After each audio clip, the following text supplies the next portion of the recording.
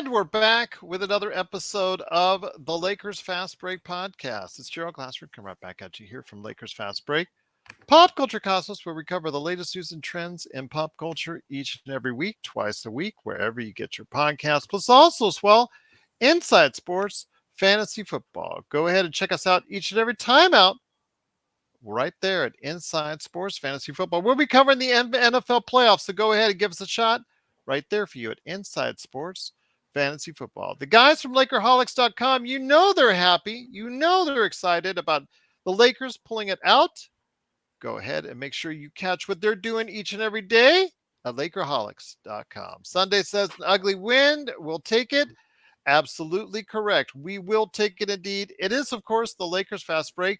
Go ahead and make sure you like and subscribe, or on Facebook, follow. Truly appreciate all the follows there, that you get the latest notifications on when we go live on the air with the latest Lakers Fast Break podcast. Plus, give a big shout out to our good friends, Empire Jeff TV, Larry Lakers Dribbling Chit Chat, of course, also as well, Lakers Corner, and of course, Daniel Berry Sports Highlights and John McCallion. Give those guys a big shout out and make sure you check out what they're doing as well. 2 in a row, John. Absolutely indeed. Where the Lakers came into tonight, 18 and 19. Looking forward to getting hopefully on a run here with several home games still to play for this month of January. And the Lakers heading off against the resurgent Toronto Raptors, coming off a big win of their own, and also coming off of a good trade for them with the new backcourt, 3-1 since they made that trade. How would it be with the Lakers and the Raptors tonight? Well, despite the 15-minute long reviews at the end of the game that really broke the momentum, the Lakers did pull out a high-scoring fourth quarter and basically a high-scoring second half, because they got the ball to where they needed to get the ball, and that was to Anthony Davis and LeBron James. LeBron James with 22 and 12 assists, but it was Anthony Davis who they got too early and they got too late with 41 points, 11 rebounds, 6 assists. Looking forward to hearing what the guys say. And the Lakers eke out a 132-131 victory. Lakers are now 19 and 19 on the season. Hopefully we'll get the updated standings here in just a sec. Let's see if they moved up in the standings. They are still in 10th place in the Western Conference. They are now a half game behind Houston and Phoenix in the Western Conference standings. And here today to discuss today's game, he gutted it out with us on playback through our simulcast. It is, of course, the man behind Simblades, simblades.com, and of course, also as well, Ox1947 at LakersBall.com. It is Joe Soro. Joe, glad to have you here. You were super pissed at all the replays at the end. Totally threw off the momentum, but still, despite the fact it seemed like at times it was 8-on-5, the Lakers still got the job done. No, it was 8-on-5 according to the lame-ass Toronto Raptors circus clown announcers, because that's what we do. When things don't go our way, we blame somebody else for it, right? So yes, we do. The hell with them and the hell with their problems. I don't really care. I hate to put a damper on this because I just absolutely loved everything about this game in terms of basketball. But Jesus Christ, the NBA product is absolute sewage trash. 15-minute. You ruined the game. You ruined it. It was playing so well, and you ruined it with all these stupid 15-minute reviews. We saw the play. It took like 5 seconds. What are these guys doing? I don't understand what they're doing. The product is crap. It needs to stop. These flagrant fouls when the guy's trying to move left or right, it's stupid. It's stupid. Even if it goes our way, it's still stupid. It's just too much. It's too much. Adam Silver creates this tournament so people can give two craps about the NBA in December because he's worried about the NFL, right? The average freaking game is 2 million watching, 2 million rating. Well, okay, you think people really care about a tournament in December? Do you really care? You know what they care about? How about a game that doesn't take almost 3 hours? How about a game that isn't a foul call every other play? And how about this? How about a replay that goes 10 seconds? Do that. Do that for us. And then maybe you might get some people back. If it wasn't for this show, I seriously would stop watching this product. It is trash. Adam Silver, get off your ass instead of sitting there with Draymond Green trying to convince that jackass to stay in the league. He was ready to go, apparently, and you talked him into it. Why? Let him go. He's what's wrong. That's my I don't know. I don't get it. AD had an epic game tonight. I was loving every second he was playing. A lot of these guys were doing really well, really well. I don't know. I don't know what the hell is going on tonight, but I'm just not feeling it tonight. Once again, it is the Lakers fast break. The Lakers do win 132-131. Also here today, good man indeed. He is the flowery guy right above his head right there for you. It is the guy right there behind Lakers Corner and Clutch Talk. It is John Costa. John, great to have you here, my friend. I know you said, I may not be here. I may not be there. I am just glad anytime you can stop on by. The Lakers eke out a victory despite the fact that they gave up those 3-pointers at the end, despite the fact that they had to review everything. Man, if a fly went on somebody's popcorn in the first row, I thought they were going to review that too. My God, are they going to re-review Will Ferrell's face every single time as well? I agree with Joe. Just the whole flow of the game just came to a crashing halt and stop. Make quick decisions, refs, and then move on from there. But the Lakers, they did finally realize in the second half that AD once again existed on this planet, because he had only had for a while there, for a long stretch heading into the fourth quarter, only 2 points in the second half. Once they realized he was still back on the team, they realized they utilized him properly. They took advantage of the fact that the Toronto Raptors don't have a center right now. And finally, they got the job done barely over the Toronto Raptors this evening. Yes. Let's talk about it. Another Lakers win. I'm happy about it. Second in a row. I don't consider it a win streak until you get to at least like 4, but at least we are well on our way. Joe, man, I'm right there with you with all these stoppage of games. I actually talk about this all the time. Like when I'm talking about with my friends or whatnot, I say that, like, I'm not gonna lie. Like, if you have NBA League Pass, it's better sometimes to watch games like behind, like games that already happened, just so you can skip this. Like, I like watching live games, especially for the Lakers or whatnot, because I'm a Lakers fan. But if I watch like any other team in the league, I usually just will watch on replay, and then I'll just be able to skip all throughout these challenges and through all these week breaks that just kill the product of the NBA. So I'm right there with you guys.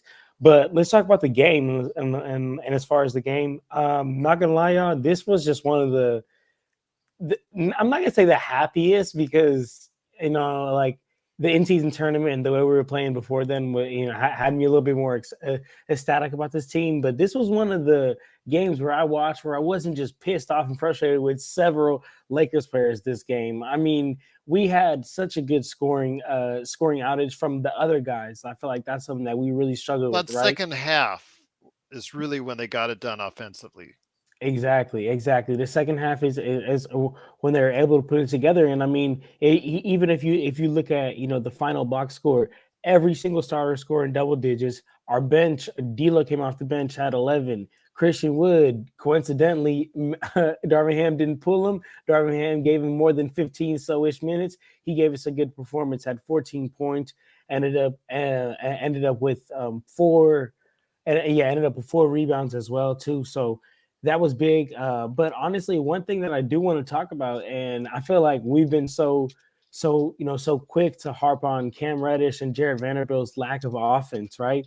But I just want to give a little bit of credit to Cam Reddish. I'm not gonna lie. I just want to give him a little bit of credit, and I'm not gonna get ahead of myself. But this game, he did hit 4 threes. The game prior to then, he did hit, I believe, like 2. The game prior to then, he did hit 2 as well. So you know what? Like, I could tell he's been in the gym. I can tell he's been getting in that shooting machine that the Lakers absolutely have, and he's been improving on that jumper.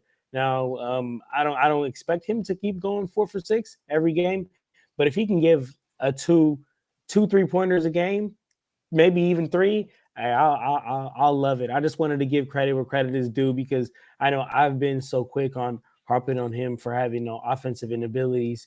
But hey, we ended up getting a win. A win is a win, and pretty dominant performance from the other guys. And mind you, AD's 41 point game. So absolutely, that will get it done. But I will be back to you when I come back about your favorite player and why he only got 17 minutes here in a sec. Once again, it is the Lakers fast break. The Lakers do win 132-131. Joe, I know that Z and Tom are probably happy that the Lakers shot and made more threes tonight. 44% shooting, I believe, on 36 attempts.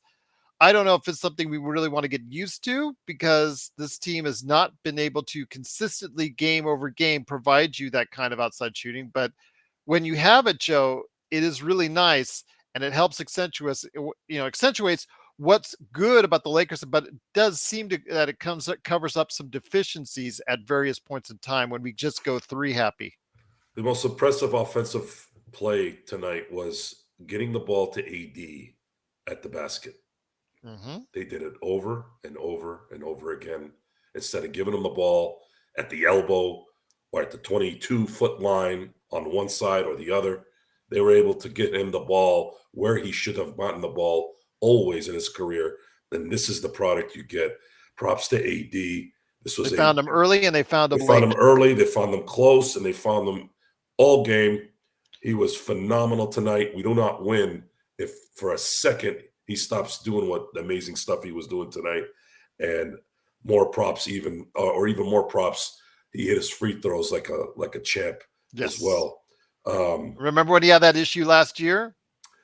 Well, it seems like it comes in phases. He's kind of like a relief pitcher sometimes. He can mow you down for 40 straight games, and all of a sudden he'll be off for 20 or whatever. But the important thing here is I'm not going to sit here and nitpick things that are just normal things. Like they're going to hit threes one game all day, and then they're not going to hit threes all game every day. However, this particular play, getting the ball to AD at the basket, that should be a staple. And another thing, for the love of mother effing whoever your God is, can you figure out a way, please figure out a way how to guard a team when there's like 15 seconds left and you have a 4-point lead? Can you do something? Do you practice? Do you sit on your ass all day? What do you do all day? You don't practice apparently. So do you do some dry runs? Do you do some one-on-ones, two-on-twos? What do you do all day? You don't know that you're deficient in certain areas. I'm an idiot in some area in California who doesn't do your job, yet I can see it. How come you don't see it? How come no one else sees it? So that these games can end. So we don't have to worry about these a-holes hitting threes from half court and making them every other play. These are the things that kind of set me off, and they just kept adding tonight and adding and adding. And I hate these goddamn refs, and I'm starting to hate Adam Silver, which I never thought I was going to. I shouldn't say hate. I'm really disliking the way he's running this league. He's really, really disintegrated the last, really since 2020. He was a stud before then. Now it's like, I don't know what's going on here. You want more people to watch this game. Stop stopping the game. If people are going to complain because you missed a call, tell them to F off. It's still a game at the end of the day. You can't stop time and change stuff. It's easy for us and the media to look at it and go, oh, they made a mistake. You know why? Because we watch it 80 times on 15 different angles. The refs don't see it at that angle. They see it once, and sometimes they don't see it. Does that make sense? At this point, it's like it's over. Like my patience is over. I want to watch a good product. I have to do a show. We have to do a show.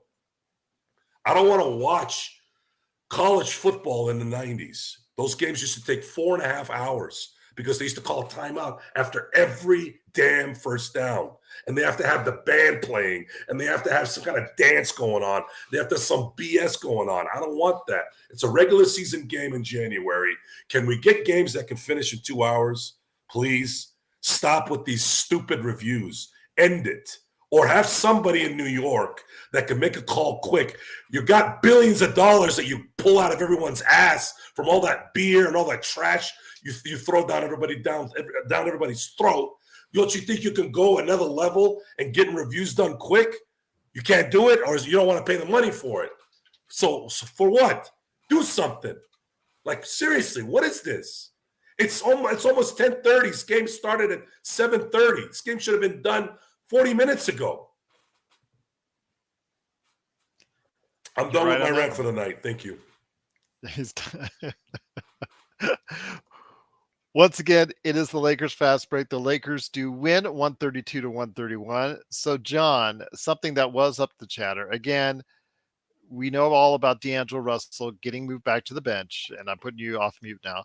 And we all know when he was put back to the bench, why? He's just not playing well on offense, not really doing much as far as on the defensive end as well.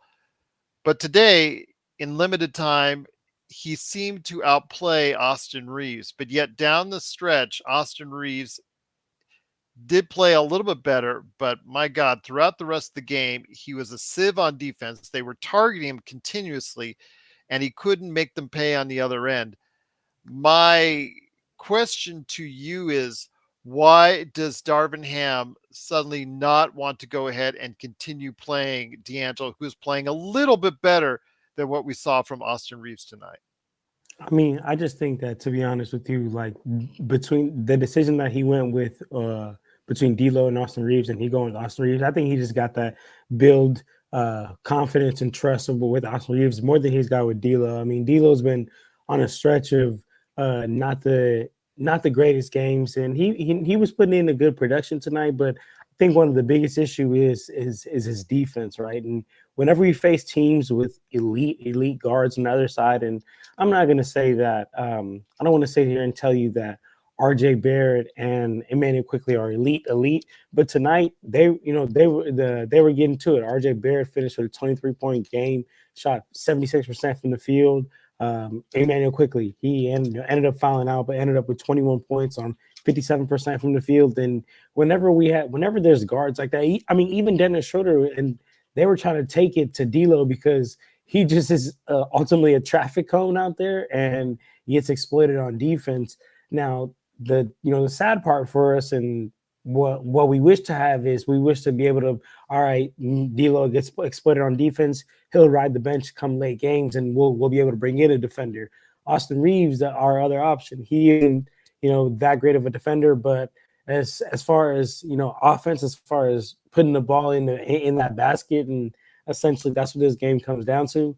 I think Ham just trusted Austin Reeves a little bit more in the end there, and tonight it ultimately wasn't Austin Reeves' game. I mean, they both ended up with 11 points. So Austin Reeves did play 31 minutes versus D'Lo 16, but again, it's understandably so, and that's why I always harp on the fact of, like, every game there's always got to be a different starting lineup, because we're going to face a different team that plays a whole different style and brand of basketball throughout the league every night. I'll tell you what, though, again, D'Angelo just has to, I think, get a little bit more burn. If you give him 20 to 25, I think that's fair. If you just cut out Austin Reeves, bring them both down into a happy medium to about 22 to 25 minutes a game. I think that's you'll be able to go ahead and get a better idea of which guy that you want starting going forward. Joe, we saw Austin Reeves tonight struggle really heavily, especially on the defensive end, where he was picked apart by the offense on Toronto. D'Angelo did play effectively in the time that he was in there. Do you think that we should see a switch or go back to the old D'Lo Austin lineup, or do you think D'Lo should be replacing Austin? No more of this BS switching here, switching there. Look, you know who they are. You know what they are. Okay, just adjust to every team at this point.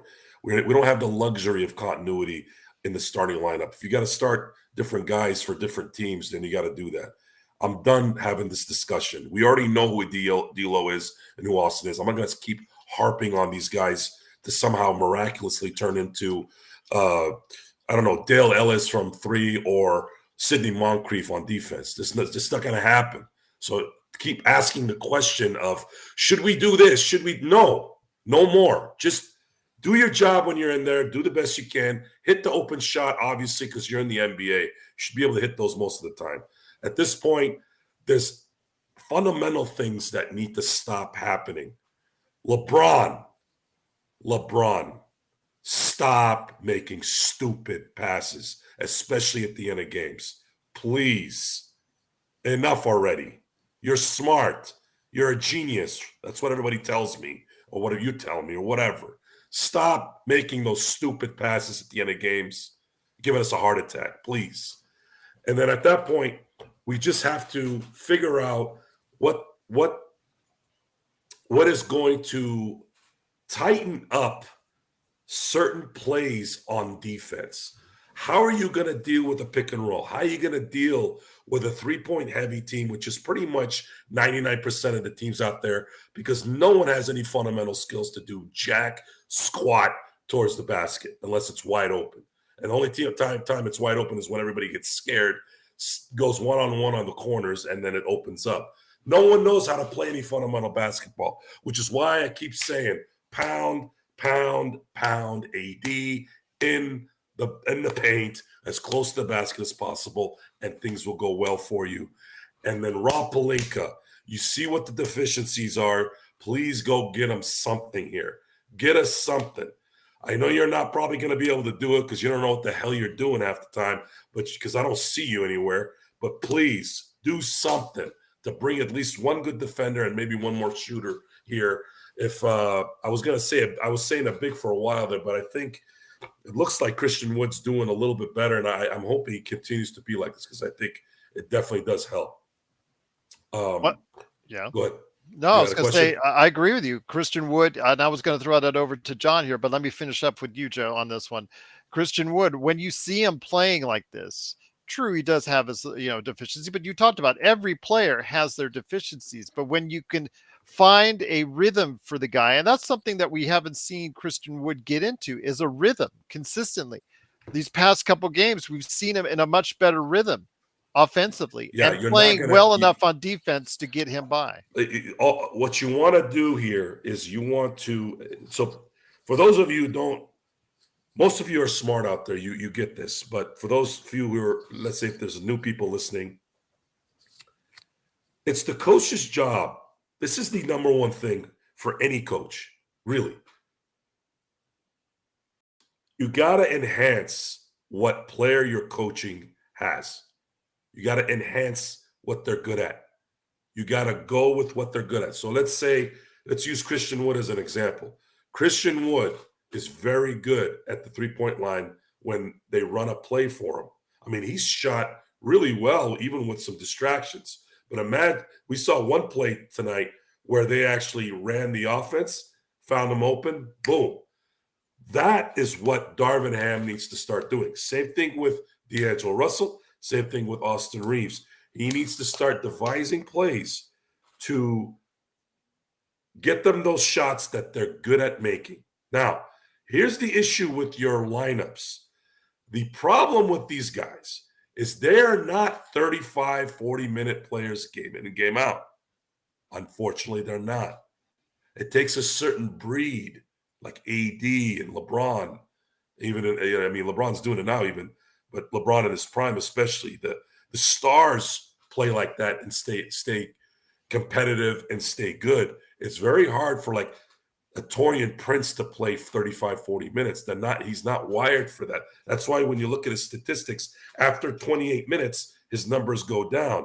Christian Wood, same situation. I don't know his numbers too well. I've only seen the Taurean Prince ones, but there's a reason why a lot of these guys are not going to play 35, 40 minutes because they can't. If you think Austin Reeves late in the third quarter after playing, let's say 30 minutes, you think he's going to be playing better defense in the fourth quarter during close games? Hell no. So it's a lot of working parts. And that's the problem with the team in terms of having to rely on AD and LeBron too much because they don't have like a couple other stars that they can really, really run out there and go, man, these guys will run all day for 35, 40 minutes. So he spreads it out. And then, because they're role players, some will do well here, some will do well there. Some might have a good first quarter, some might have a good third quarter. It's just inconsistent because that's what they are. That's why they're role players. So it's too many working parts. But at the end of the day, I'm still going to rely on, if you take care of the basics, like get the ball to AD close to the basket, LeBron go to the hole more than you shoot from the logo, you're going to have better opportunities at being successful.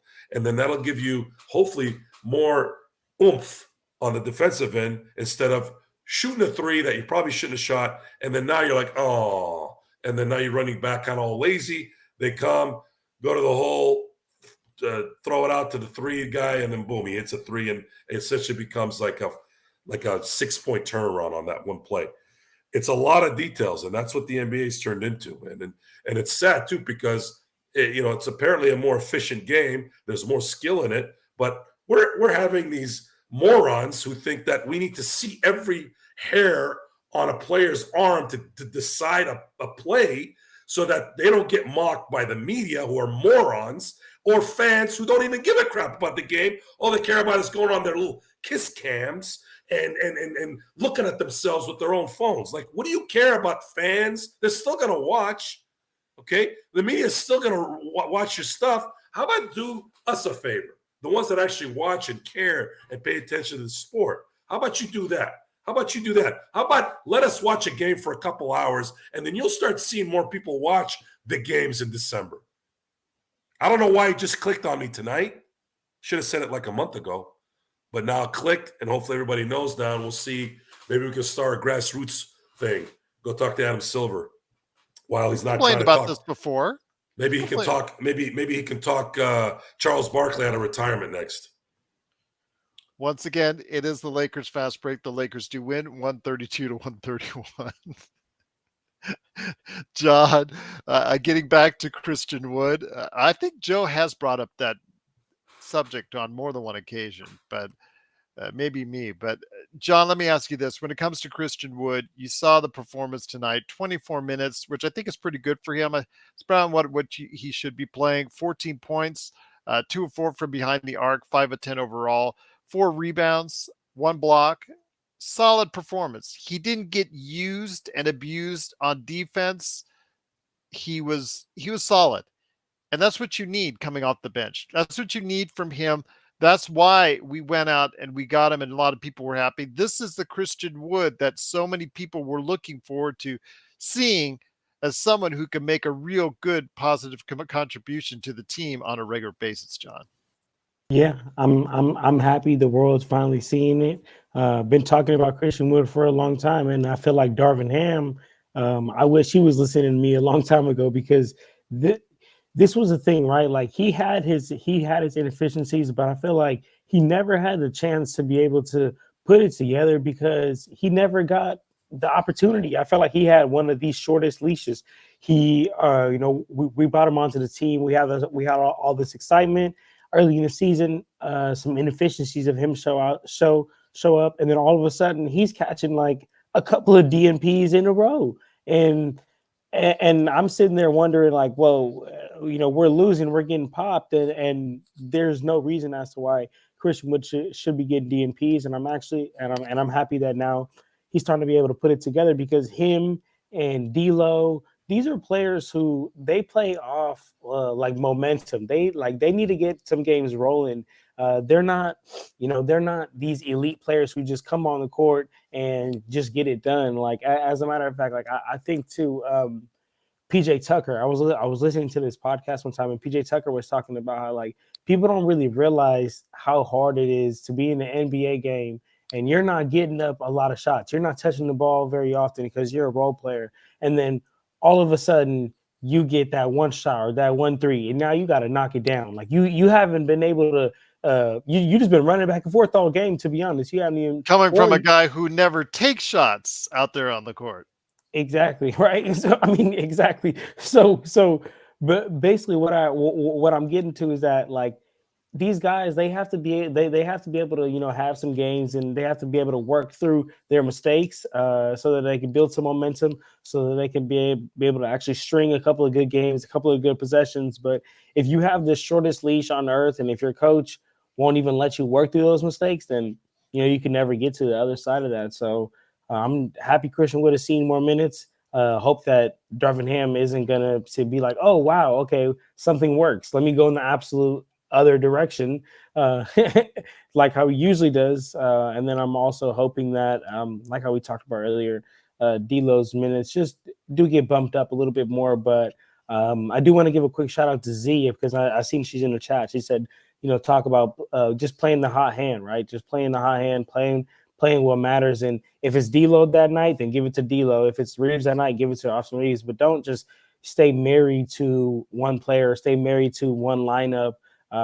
Which goes back to the point I've been emphasizing, man, for a couple of streams in a row now. I've been emphasizing it just depends on who we're playing, and to figure out our lineup, because it's just got to be, at this point, we got to do whatever it takes to win, and we can't stay married to one team or one rotation. So that's how I'm feeling about that. Well, that's what we talked about before, Christian Wood, where just finding a rhythm. He's a rhythm player. He's a rhythm shooter. He needs touches. He needs a little bit of minutes out there, but it takes him a little bit to warm up. I've seen that. When you get him cold off the bench, he doesn't hit shots, but give him a couple minutes, 2, 3, 4 minutes into his run, he really starts to produce for you. But the thing is, in the past, we've seen Ham give him the quick hook, even after he's hit 1 or 2 threes in a row, and you're just asking yourself why. Like Z says, you got to play the hot hand. And Joe, that's something we saw even tonight, where D'Angelo Russell getting a sparse amount of minutes, especially in that second half, where it really started to turn on as far as the Lakers offense is concerned. I really thought he was a big key why that the offense really started to kick into another gear in the second half. Yet again, it's only 17 minutes, so right back to do a predominant amount of Austin Reeves, which I think tonight kind of hurt the Lakers. Not enough to lose, but still kind of hurt the Lakers not having D'Lo out there a little bit more. Well, it's probably because D'Lo was clapping back a lot tonight, more than I've ever seen him. Yeah, and him and Christian Wood. Apparently, Darvin Ham doesn't like people playing with emotion. However, it was worse not going to AD in the second and third quarter. Yep. Because he would have had 50 tonight, and probably thing would have been closed up much earlier. So fundamentally, it's upsetting, because it was these games that the Lakers play. If you're not a Laker fan, they're great. They're great games. They're great games. If you're an NBA fan like we are, this is a great game. But when you're the fan of the team and you're like, you watch these games day in and day out, and you keep seeing the same stupid mistakes over and over and over again, and it wasn't due to some adjustment by the other team, it becomes nauseating. It becomes tiring. And we're hard on Darvin Ham because he is not coaching the New Orleans Pelicans or the Orlando Magic, despite if those guys are playing well or not. There's no pressure in New Orleans. There's no pressure in Orlando. No one gives a damn about basketball in Charlotte for the second time. This is the LA Lakers, okay? It's bigger than any team, any basketball team on the planet. Not the Knicks, not the Celtics, not Barcelona, FC, or whatever the hell they call themselves over there. No one. So you take the job, you wrote it, yeah, you signed your contract. That you knew what you were getting into. Can you teach these guys on how to guard people in ending the game? Can you make sure they learn how to inbound the damn ball correctly? Please. Instead we get, well, I got to move D'Lo out of the lineup because he's too emotional. Really? And you get away from the one guy that was just, he was marinating everyone out there. AD didn't make any mistakes tonight. He was phenomenal. He looked like a back-to-back MVP. Are we the only ones that noticed this? I know I'm not. I mean, I don't know. I was checking Lakers ball. Everyone sees it there. I'm sure Gerald does. I'm sure John does. I'm sure Sean does now, even though he's sleeping because he's a genius. So now what? What? What's going on with that? I want to know when these little things can fix, because it does matter. These are the things that matter, because these are the things that get you swept in the Western Conference Finals against a good team. It's the little details. You don't believe me? I want you guys to go look at the 2009 Western Conference Finals games and watch what Trevor Ariza does twice to the Denver Nuggets. In case you can't wait, in case you're broke and can't go get the game film, Trevor Ariza stole the ball to end the game in 2 of those games because Denver didn't do the small things. And that was a dangerous, dangerous, dangerous Denver team. It needed God mode Kobe. Even George Karl, as much as he wanted to put a freaking knife to his throat, his own throat, for saying that, but he said that wasn't Kobe, that was God playing. Wasn't God mode, Denver would have probably won the title in 09. But even then, as good as they were, the basics took them out. I mean, they might have missed a shot if they got the ball in, but maybe they might have made it. But they never got a chance to know because they didn't do the basics. They got to learn to do the little things here, man, so that these games can stop going this way, so we don't have to rely on 3 doofuses to go on a monitor, play with their ass so that we can figure out that what we've already figured out 2 minutes ago.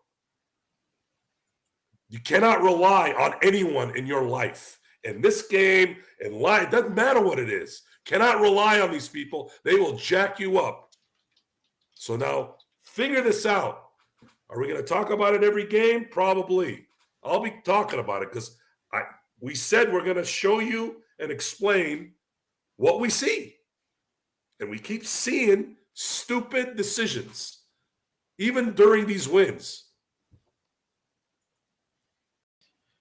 Let me ask you this, though. When it comes right down to, I know, Joe, that you don't care about the Raptors. I understand that. But I'm watching on Twitter, and I'm watching David McMenamin's feed on Twitter, and he showed a press conference about how pissed off Darko, the coach for the Toronto Raptors, is after a 23-2 free throw advantage in the fourth quarter.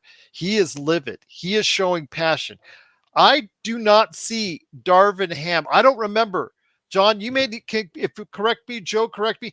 When was the last time you saw Darvin Ham pissed off as far as what happened in the fourth quarter? I don't know. No, I don't know. I don't remember. It doesn't matter. It doesn't matter. But his coach, though, is showing passion. It doesn't matter because they don't do it where it counts. Okay? They don't do it where it counts. Yapping to a bunch of morons with microphones ain't doing jack diddly for you. You want to complain about this product? Go talk to your representatives. I know the coaches don't have a union, right? So they can't do jack squat anyways, right? Coaches have a union. What do they do? They? I didn't know they did. Yeah, they do. Well, go talk to your union rep. Go get together and go figure out how to stop this stupid ref problem then. What is that going to do in the media? You're going to get fined. Money's going to go to charity. Then that's it. Then you go on with your life. But it's not. The product is trash. Okay? The product is trash. Look what happened in the Indiana-Boston game. They can't even get the right call when it's wrong. What did they have? If it's not going to work, then why are you doing it? Why are you doing it? They're looking at it, and they're still getting it wrong.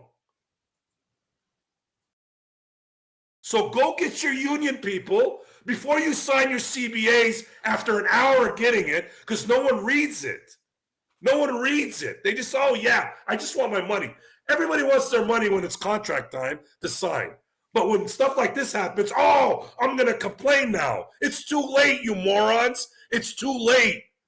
You could have figured this out before, but you don't because you want your money. So eat it. We've been eating it for a year now. We've been eating it for a year from these refs. We get a couple of calls our way. All of a sudden now, oh my God, it's a conspiracy to get the Lakers somewhere. Suck on it. I don't give a crap anymore. I'm done. Once again, it is the Lakers winning 132-131. It is Joe Sorrell from Simblades with a Y.com and LakersBall.com. It is Gerald Glassford also as well. John Costa from Clutch Talk and the Lakers Corner. And John, let me ask you this. According to what I'm seeing on our chat, I haven't seen an update on Twitter, but I'm going to take it for its case. D'Angelo, for the second time in a row, has declined to speak to the media. What does that tell you as I unmute you now? What does that tell you about the current situation and divide that's possibly out there between D'Angelo and the coaching staff of the Los Angeles Lakers? Let's just say Darvin Ham. Why not? Let's just say it. Man, the divide. If this is true, which, obviously, I don't think they would have put it up if it wasn't true in this case. So, yeah, I have a thing. Yeah. The divide on this team is crazy. It's crazy, and it's all starting with Darvin Ham, right? And it starts at the top. And this leash that I've talked about many times with Darvin Ham, where he gives certain players longer leashes and other players shorter leashes, that's literally starting to. Okay, Jovan Buha just put it out there. Okay, got it. What was that? Jovan Buha was the one who reported that D'Angelo declined to speak to the media. Gotcha. Yeah, I mean, this all stems from the top, right? This all stems from Darvin Ham, in my opinion, and I've said this take a couple of times, and I'll gladly repeat it. I think that Darvin Ham is causing inner team turmoil. We talked about certain players having longer leashes, other players having shorter leashes, and the ones that do have shorter leashes, they just at this point are baffled and don't really understand as to why they have shorter leashes, and then maybe he doesn't want to act up, act wild. I mean, also D'Lo needs to realize, like, D'Lo, like, you're not that big of a star. Like, chill out. But neither way, I think that this starts at the top. This starts with Darvin Ham. He's lost the locker room. He's absolutely lost the locker room. I've heard reports about players as important as Austin Reeves, talking about confused with minutes, Christian Wood. So it's tough. It's tough when you're playing on a team and you don't even necessarily know what your role is coming into this to each game on a night-to-night basis. Because the good teams, the championship teams, they know their roles. They know the pecking order. They know who to go to in clutch moments. They know who to go to in defensive moments, or they know players coming into each game. They know their role. They know what they need to specialize in. So I think that that falls on a coach to identify roles, be able to let certain players know, hey, tonight you're focusing. I mean, the role I want you to focus on this team is this. So on any off time you get, be working on this, right? Like for example, if Duncan Robinson, he has one designated role on a Miami Heat, and that is when he's coming off them DHOs, when he's coming off them screens, he's gonna launch that thing. He's gonna shoot that thing. I'm sure he's in the gym working on some ball handling, but he's not in the gym doing the same drills as Kyrie Irving is, because he's really not going to dribble the ball as much as Kyrie Irving. He's not going to get the opportunity to do that. But on this Lakers team, players don't even know the role they're going to play on a night-to-night basis. They don't know the role that they're going to play on this team, and that's just causing for inner team turmoil. And honestly, you can only blame Darvin Ham at this point, as far as that. But as far as this game, though, real quick, I do want to give Darvin Ham. I don't know if Darvin Ham or the Lakers team as a whole, but at least the Lakers were able to break that zone, that the infamous zone that they struggled with past couple of games. Every time the Raptors are throwing at us, you saw AD would flash high middle, and boom, they'll get the ball into that middle ground, and they were breaking the zone. And I'm glad that Darvin Ham at least showed them guys how to do that, because come playoffs, and I'm glad that they showed us that, because they just showed us that they can break a zone. They have the ability to do it. So if come playoffs, if we get froze up by a zone, there's going to be absolute no excuse. But at least we ended up getting it done tonight, though. Yeah, but just barely, but we got it done. Yeah, just barely, exactly.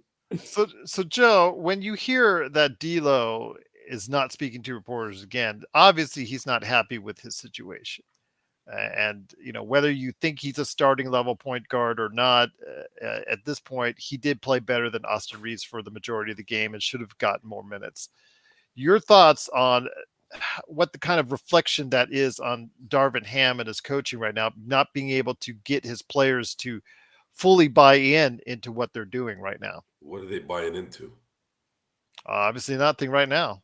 What exactly is their philosophy on that team? Seems to be very confusing at this point. Why did we have to wait? What is it now? 38 games in to get the ball to AD 2 feet from the basket over and over again. And even then, you didn't really go to him there in the parts of the second and third quarter. We want to dissect this, right? We want to be perfect. No, I know we're never going to be perfect. I know the Lakers are never going to be perfect. But this is supposed to be basic stuff. Are they keeping him? I mean, I'm watching the defense. All the teams like the Raptors do is shoot threes. That's all they care about. Exploit it. Play basketball like you did in 2020. You busted every team that was like that. I thought that whole era was going to die because of that. Because all you had is LeBron getting to the hole, AD getting the ball close to the basket. You had no shot. You had no shot at beating that team. They ran through the West, and the West was tough.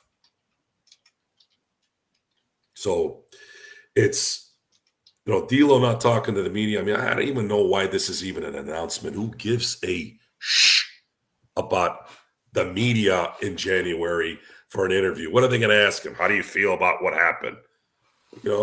Absolutely worthless trash. Sideline reporting garbage. Coach, what are you going to do in the second half? You're down 35 points.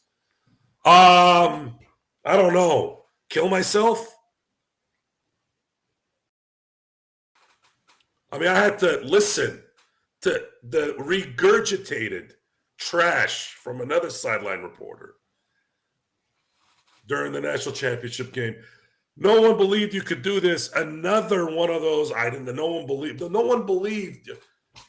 Everybody doesn't believe in anybody at this point when they win. No one believed you. You got five-star recruits getting scholarships to big schools, and no one believed in them.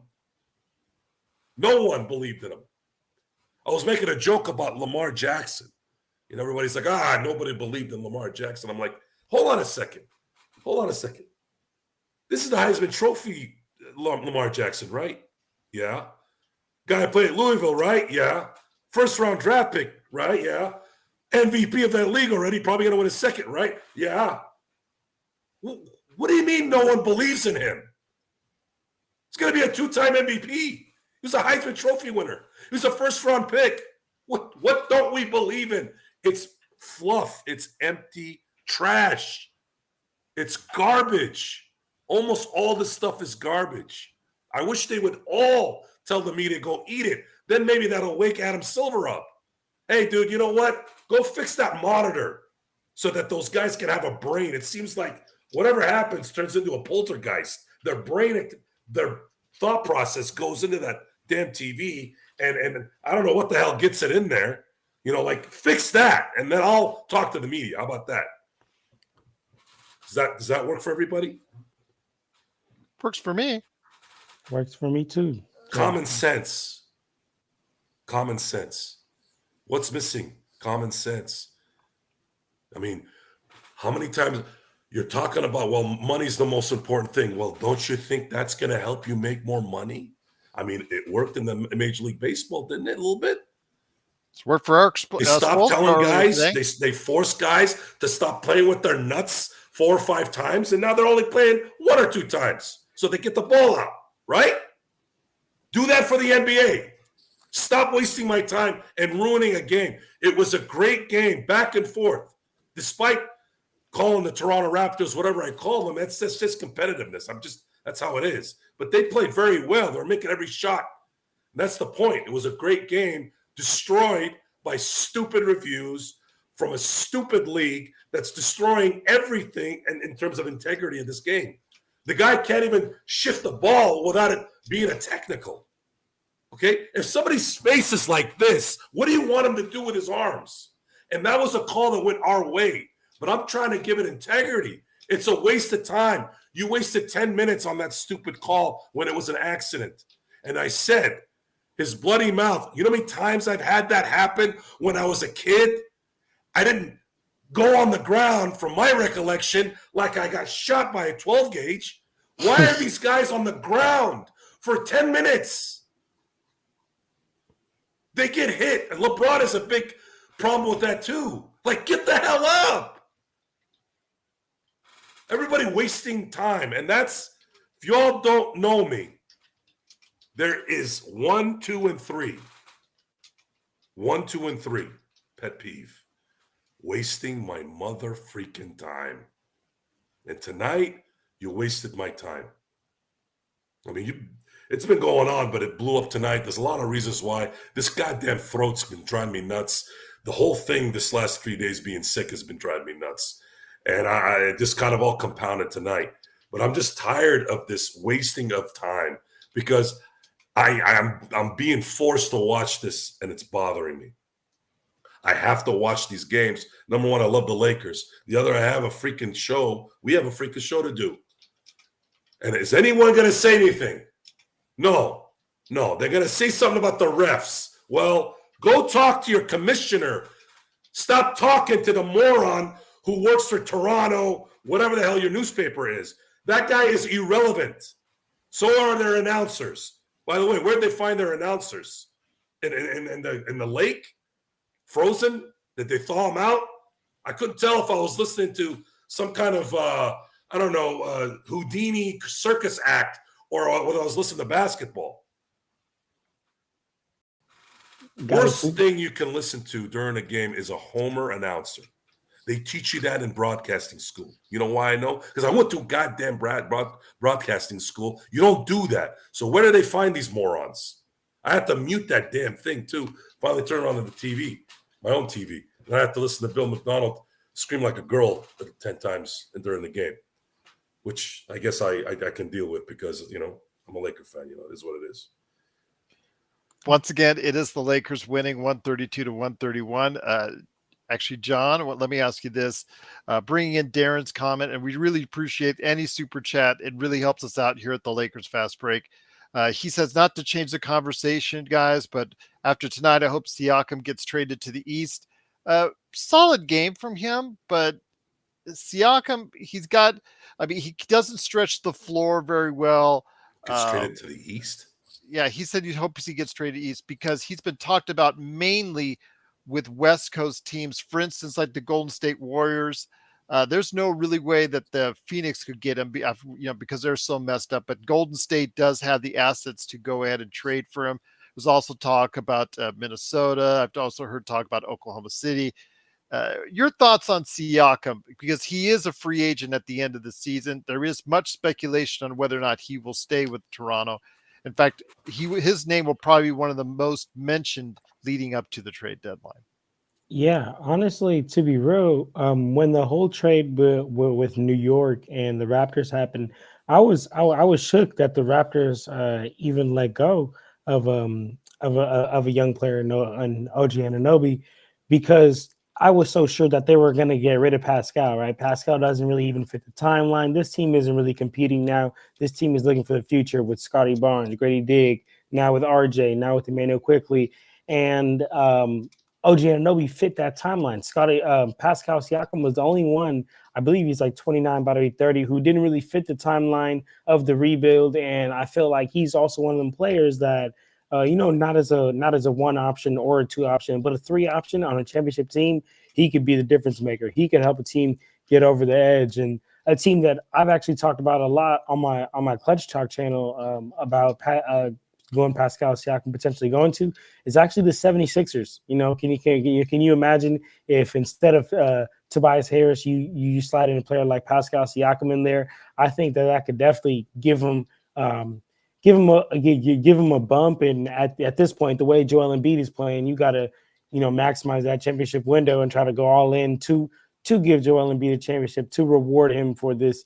He put up an MVP season last season, and now he's doing even better. So For Pascal, yeah, I have heard of some links for like the Warriors or whatnot, but for me personally, I think best place for him would be the 76ers. I think he'd fit right in, allow even Tobias to be able to come off the bench. But tonight, like how you mentioned, solid 25-point game. I just don't think he's really in the future of this team because they're young, they're rebuilding, and the amount of capital or the amount of pieces you can get, just assets you can get for a player like Pascal, could do you dividends for this rebuild period. Once again, the Lakers do win 132 to 131. We'll be back tomorrow. Looking forward to some more great conversations. And of course, Thursday, our pregame during the game, the simulcast on playback, and of course, postgame as well. Joe, I know you've got it out. I truly appreciate you getting it out today. I know you had to get a lot off your chest, especially after all the stuff that was going down with the refs and the reviews and all that. But any last thoughts, my friend, before we head on out? No. Okay. All right. Well, that's what I thought, but I do appreciate you getting it out. He was a great part of what we did on playback.tv/Lakers Fast Break, our simulcast, which went to all of our outlets. Truly appreciate everybody that got a chance to watch it. John, what's coming up for you on Lakers Corner, my friend? Man, I'm keep dropping Lakers, all type of Lakers content, covering Lakers news, Lakers games, just making all different Lakers videos. I'm actually working on a video in the background for some targets for the Lakers, man. So if you guys want to check out even more Lakers content than you guys get here at the Fast Break, please do go check out Lakers Corner on YouTube. And then if you want just some NBA coverage, some full NBA content, check out my other page. It's called Clutch Talk. That's on YouTube, Apple Podcasts, Spotify. And as always, appreciate you guys for the invitation and love this platform. This best post-game show around the world, baby.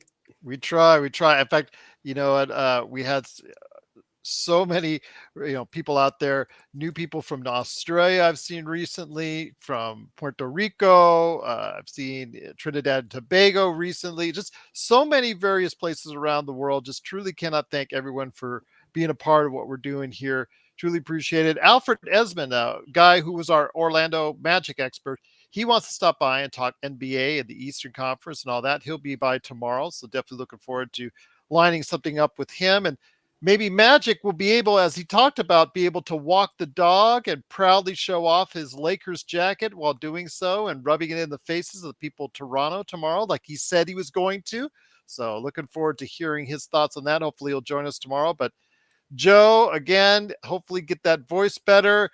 Those rants don't help you, my friend. As long as the refs keep on doing what you're going to be doing, man, it makes it tough to get your voice back with all those 15 minutes. Well, it's the constant, figurative hitting your head on the wall from everyone. Let's just take a look at the Everybody replay. wants Another something 15 fixed. minutes. Everybody's mad about things, yet they don't go fix it. Okay. Now I got to hear about Darko being mad. About what? Well, the free throw advantage is what he was pissed off about. Welcome to the NBA and NFA at this point. National FF Association with an ERS at the end. Go talk to them. Talk to them. Well, let me Adam ask you, Silver. Get your union people. Go talk to them. What if it was the other way around? Would Darvin Ham be at the podium? I don't give a shit about Darvin Ham. I'm talking about this thing needs to get done. They need to get together and go fix this problem. Okay? You want Darvin Ham to go do something? He doesn't even do anything when he's on the court. You want him to go do something after when the game's over? Yeah, I'm tired of this product. It's trash. Stop with the 15-minute replays. Make a decision. You remember training day? Make a decision. Make a decision. The game should not be 3 hours long when it's a regular season game in regulation. It ruins the game. That's why people are not watching. Not a tournament so that Darvin Ham can use it as an excuse when his team sucks nuts afterwards for a week. Nothing. This is all a buildup from all this BS. It's a constant BS. Why do you think people drink coffee by the gallons? Why do you think they're off doing things that they shouldn't be doing because they get frustrated? Me, I get loud. I yell. Well, Dante described it best because he's on the East Coast. Him, I believe Doobie, of course, Sean, so many others. They're trying to check out the game, but when the game starts at 10:30 their time, it ends at what, 1:30 their time? How do you expect them to continuously watch this product, especially with all those They delays care occurring? about their advertisers, right? Is that all they care about? Yep. Do they care about people on the East Coast, whether they're watching the Lakers? No. Nope. And I'll tell you why. I'll tell you how I know. I was in New York years ago at the ESPN place, which was trash. Worst restaurant you could ever eat at is ESPN. I'm there. This is New York. I'm in Mother effing Square, right? My whole life. All I hear about Times Square, the lights, it's New York, the place that never sleeps, all this BS, right? All of a sudden, I'm sitting there and I'm enjoying a cocktail and watching the first half of the Lakers playing the Golden State Warriors. All of a sudden, I start looking at everybody. I'm like, right at halftime, I'm like, what's going on here? Oh, we're closing. I'm like, what? I go, there's half a game left. Oh, we close at midnight. They don't care about you. They don't care about the Lakers. They don't care. Nothing, man. ESPN, NBA. These people can watch you burn right in front of their buildings and they wouldn't give two craps about you. The fact that we give them this much attention, I think that's the other part of the anger. But it is what it is. I love this show. I love the Lakers. So they got me by the freaking balls. What can I do? What And can they know you do? it. Indeed. Same here, my friend. Same here. But once again, the Lakers do win 132 to 131. Please check out John's great channels, Clutch Talk and Lakers Corner, Joe Soros, Ox 1947. Give him a shout out at Lakers Ball and please support him at Simblades. I Simblades need for to the go white. work out. Yes. You go work out indeed, I'm my gonna friend. go on my step mill real quick All right. before I go and take a shower and go to bed. Burn out that frustration indeed. But once again, the Lakers do win 132 to 131. We'll be back tomorrow trying to see if I can get Alfred Esmond on. He's been asking to come back on. He loves this audience. He comes on actually in our chat from time to time. He wants to go ahead and talk NBA, Eastern Conference, and some Lakers as well. And we'll do that tomorrow right here at the Lakers Fast Break Podcast.